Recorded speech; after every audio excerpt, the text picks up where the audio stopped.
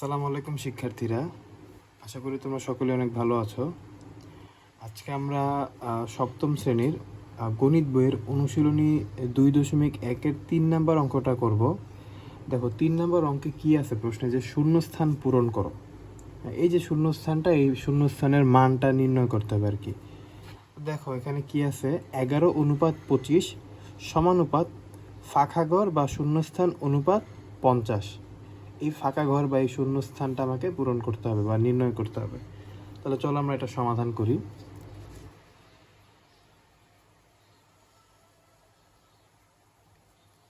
দেখো কি আছে, 11 যেটা আছে সেটা আবার লিখি, 11:25 সমানুপাত ফাঁকা ঘর অনুপাত 50 এই আছে, তাই তো? দেখো এটাকে আমি কি করতে পারি, দেখো 11:25কে আমি কি লিখতে পারি, এটা লিখতে পারি না, এভাবে লিখতে পারি না, এভাবে লিখতে পারি না। অনুপাত মানে কি, ভাগ। আর সমানুপাতকে লিখতে পারি সমান। আবার এখানে আছে ফাঁকা ঘর অনুপাত 50, তো এটাকে লিখতে পারি ফাঁকা ঘর নিচে 50, তাই তো? এখন দেখো আমরা আর গুণন করি, দেখো আর গুণন, এই যে এটার সাথে এটার আর গুণন, আবার এটার সাথে এটার আর গুণন।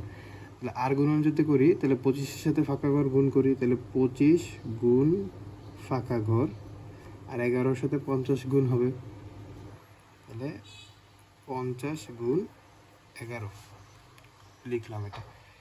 এখন দেখো এই 25টা ফাঁকা ঘরের সাথে বা শূন্যস্থানটার সাথে কি অবস্থায় আছে, গুণ অবস্থায় আছে না?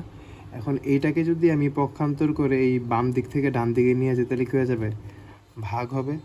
তাহলে দেখো ফাঁকা ঘর সমান সমান 50 গুণ 11 নিচে 25, তাই তো? এখন একটু দেখো এখানে কাটাকাটি করি আমরা।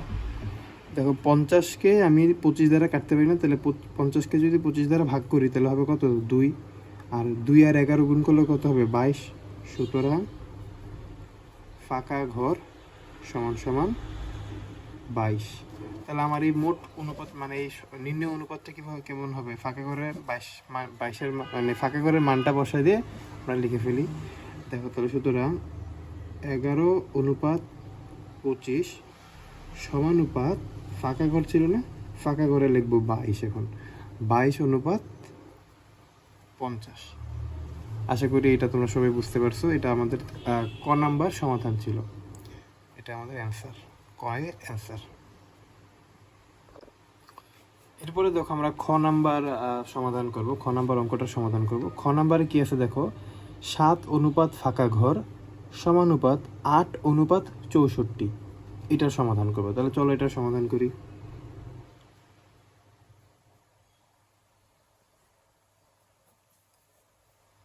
যেটা আছে সেটা লিখি, 7 অনুপাত ফাঁকা ঘর সমানুপাত 8:64, যেটা ছিল সেটা লিখলাম।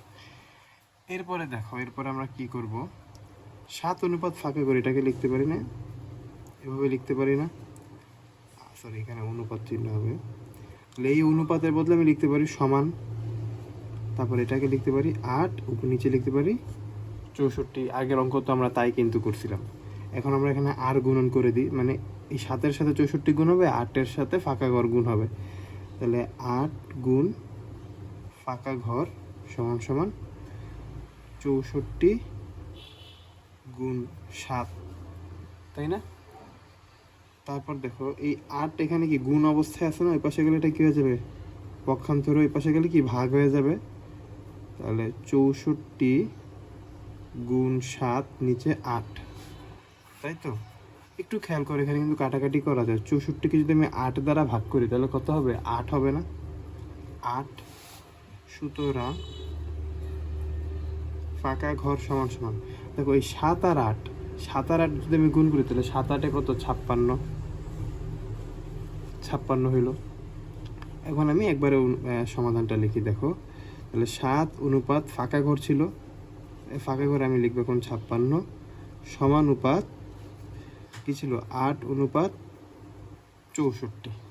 এটাই দিচ্ছে আমাদের ক্ষয়ের অ্যান্সার। আশা করি ক্ষয়ের উত্তরটা তোমরা বুঝতে পারছো। এরপর আমরা গ নাম্বারটা করব। দেখো গ নাম্বারে কি আছে, 2.5 অনুপাত 5.0 সমানুপাত 7 অনুপাত ফাঁকা ঘর বা শূন্যস্থান। তাহলে এটা সমাধান করি।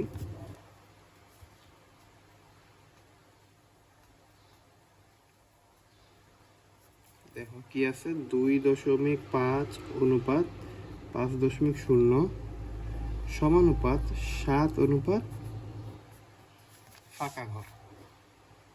তাহলে আমি এটা এইভাবে লিখতে পারি না, 2.5 অনুপাত নিচে লিখতে পারি 5.0 সমানুপাতকে লিখতে পারি সমান, আর এখানে লিখতে পারি 7 নিচে ফাঁকা ঘর লিখতে পারি।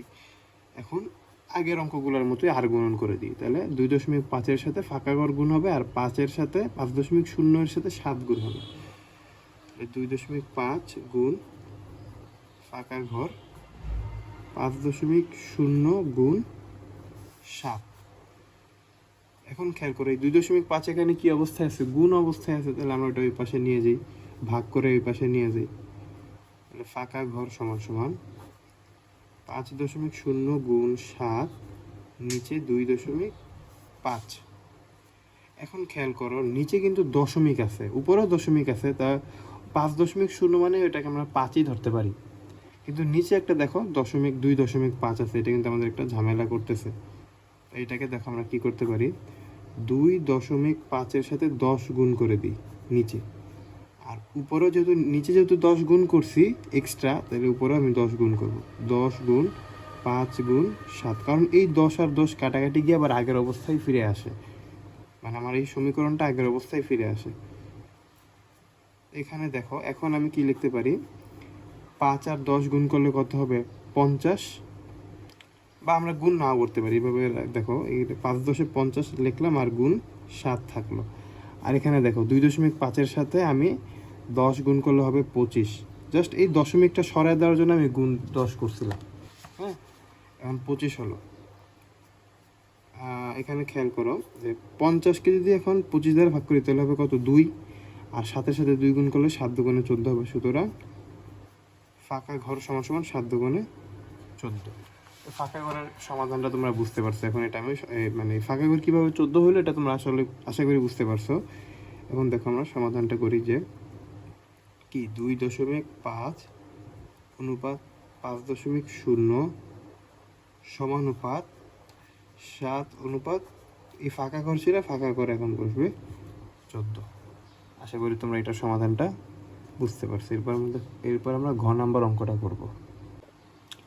ঘ নাম্বারে কি আছে দেখো, 3/1 অনুপাত 5/1 সমানুপাত ফাঁকা ঘর অনুপাত 10/7। এটা আমরা সমাধান করি। চলো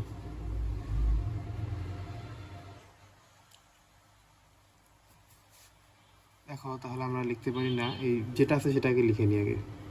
3/1 অনুপাত 5/1 সমানুপাত ফাঁকা ঘর অনুপাত 10/7। দেখো এখন লিখতে পারি যে আমি এটা কীভাবে লিখতে পারি, এই 3/1টাকে 3/1 আর নিচে লিখতে পারি 5/1, যেহেতু অনুপাত আছে, অনুপাত মানে কি ভাগ, আর সমানুপাতের জায়গায় আমি লিখতে পারি সমান। দেখো এখানে লিখতে পারি কি ফাঁকা ঘর, আর নিচে লিখতে পারি কি 10/7। এখন নিচে খেয়াল করো, আবার এখানে আর গুণন করি আমি, এটার সাথে এটার আর গুণন, আর এটার সাথে এটার আর গুণন করি। তাহলে কত হবে, এখানে 5/1 গুণ ফাঁকা ঘর সমান সমান, এখানে যদি গুণ করি তাহলে হবে 10/7 গুণ 3/1। এখন দেখো আমরা এটাকে গুণ করি, এটা এখানে যা আছে তাই রাখি আপাতত। 5/1 গুণ ফাঁকা ঘর, দেখো 3 আর 10 গুণ করলে কত হবে, 3×10 30, আর 7 আর 1 গুণ করলে হবে 7×7। এই গুণটা আশা করি তোমরা বুঝবে, এগুলো ছোটো আমরা ক্লাস 6 এই সব গুণ আমরা শিখছিলাম। এখন দেখো এই যে 5/1 এখানে কি অবস্থায় আছে, এখানে কিন্তু গুণ অবস্থায় আছে। তাহলে ওটা এখানে গেলে কী হয়ে যাবে, ভাগ হয়ে যাবে না। তাহলে দেখো ফাঁকা ঘর সমান সমান কী ছিল, 30/7 গুণ যেহেতু ছিল এখানে আমি ভাগ দিয়ে লিখলাম 5/1, ভাগ দিয়ে গুণ ছিল ভাগ দিয়ে লিখলাম। দেখো এখন কি করি আমি,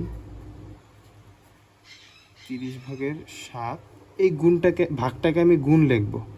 ভাগটাকে গুণ যখন লিখবো তখন কি এই যে ভগ্নাংশটা আছে, ভগ্নাংশটাকে আমি উল্টায় দিব। তাহলে কি আছে, 5/1 হয়ে যাবে 1/5, মানে এরকম হবে। এটা তো আশা করি তোমরা বোঝো কিভাবে হয়। এরপরে দেখো ফাঁকা ঘর সমান সমান 30-এর সাথে 1 গুণ করলে কত, 30ই হবে। আর 5-এর সাথে 7-এর সাথে 5 গুণ করলে হবে, আর 5 সাথে 35।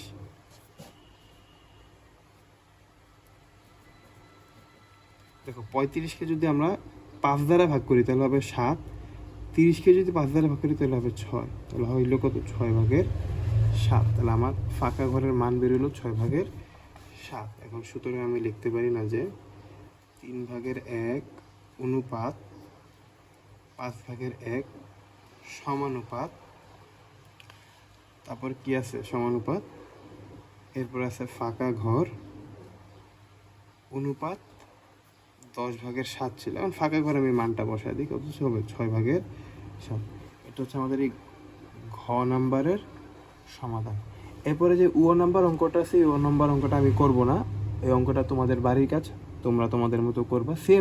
সেম একইভাবেই, শুধু কোনো চেঞ্জ নাই, শুধু একইভাবে করবা তোমরা, তাহলে এই অঙ্কটার সমাধান তোমরা বের করতে পারবা।